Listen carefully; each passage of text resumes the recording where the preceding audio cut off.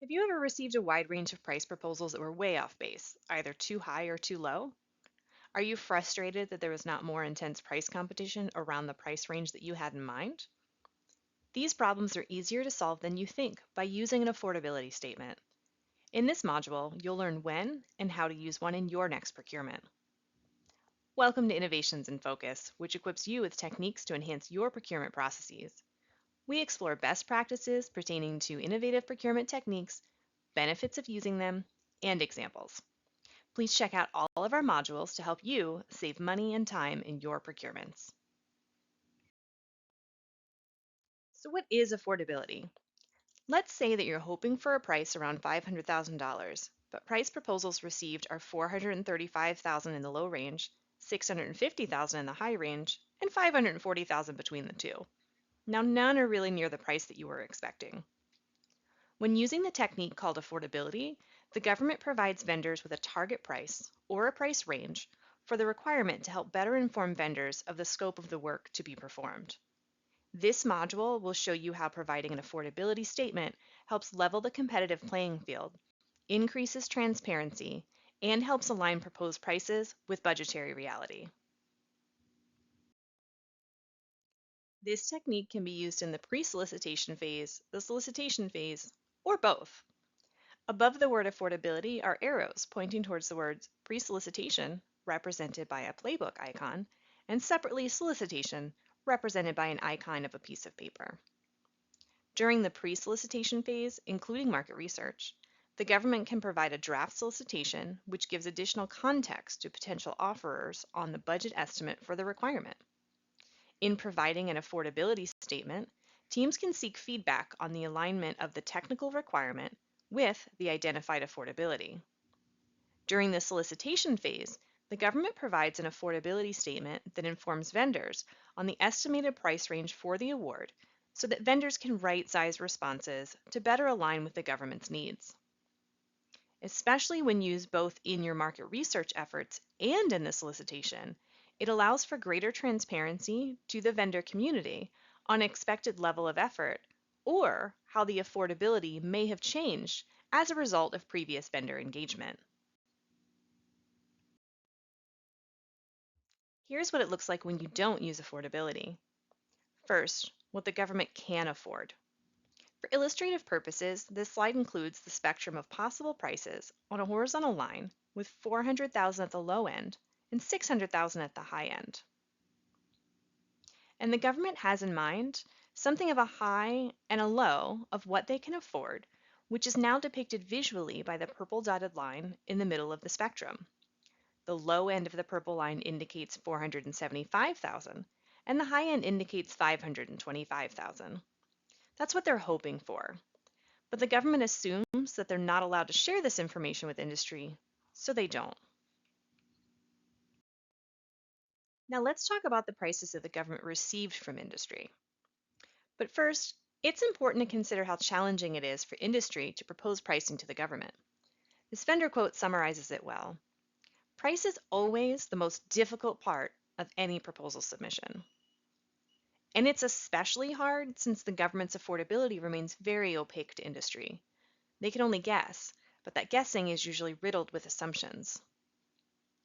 Those assumptions led to the following pricing the government received from industry.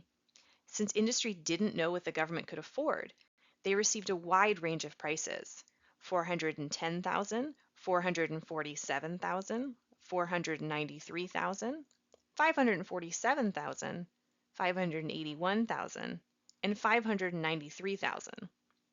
This spread made it difficult to determine what prices are fair and reasonable.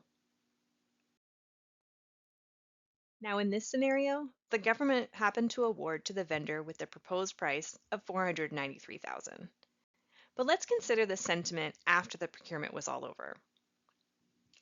The government's thinking, okay, I've met the definition of a competitive requirement since I did receive several quotes. But look at that. Only one was in the range that I was really hoping for, and that was just not my intent.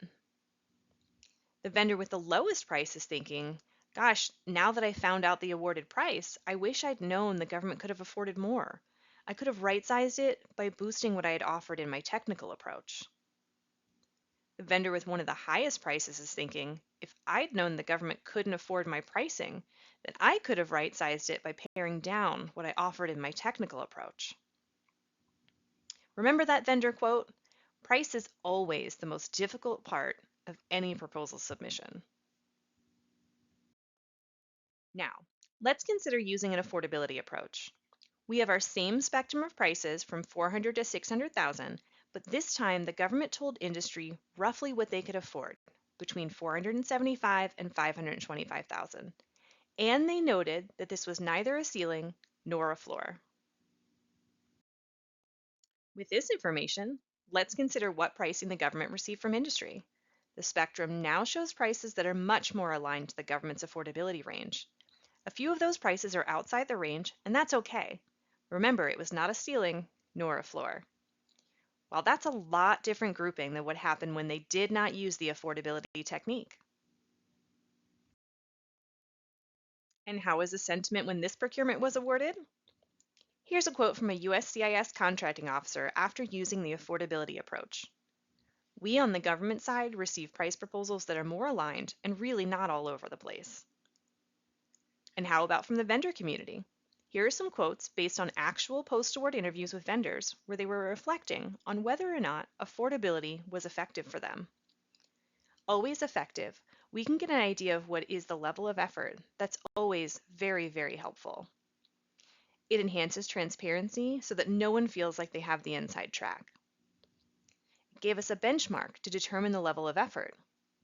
And finally, we find ranges are extremely effective. It decreases unrealistic offers. Now let's take a look at some sample language. The first example is using a single number. Offer affordability.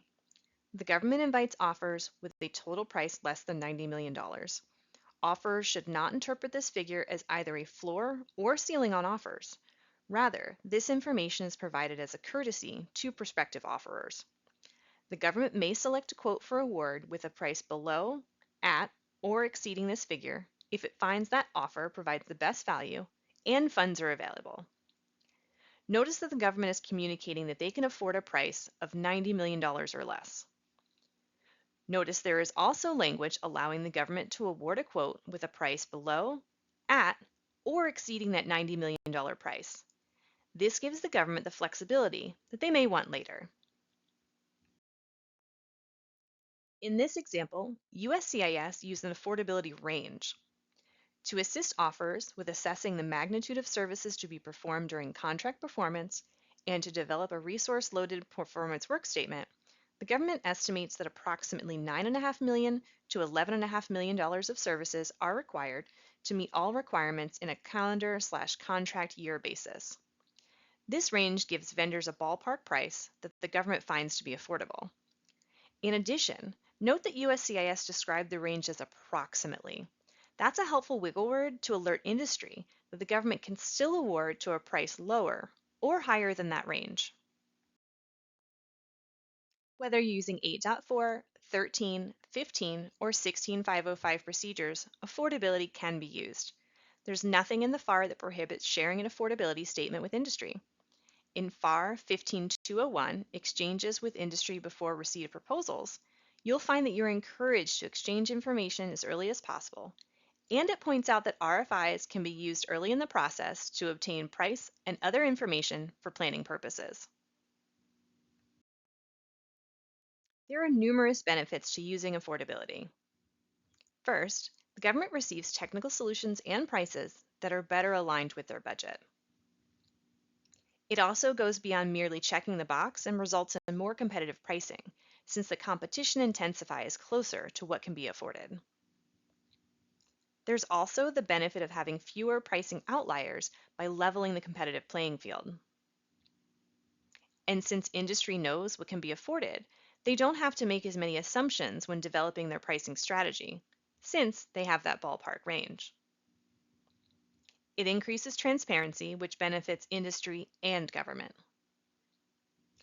It helps dilute or mitigate incumbent advantage, since it's no longer just the incumbent that has a good idea of what might be affordable. Here are some best practices when using affordability. Use it as early in the market research phase as possible, perhaps in a draft solicitation that's released to industry, so that the government, even this early in the procurement process, can better adjust their pricing expectations based on reality of the current marketplace. Then, use those updated affordability numbers as a powerful tool during the solicitation phase. Provide yourself some flexibility by indicating that the affordability number or range is neither a ceiling nor a floor price. Also, some teams have made the mistake of making their ranges too broad, and vendors have mentioned that it was not very helpful. So instead, more narrowly define the affordability range. In a post-award interview, one vendor noticed too wide of a range and said this: "The forecast of 50 million to 100 million is too wide a range. It's like a service provider giving you a window of 8 a.m. to 5 p.m. for when they're going to show up." For more information on affordability or other innovative procurement techniques, please check out these additional resources. The Innovation Snapshot is a two-pager that explains the technique and gives links to additional resources. For video resources, there's a 9-minute PILcast where a USCIS contracting officer talks about their experience using affordability.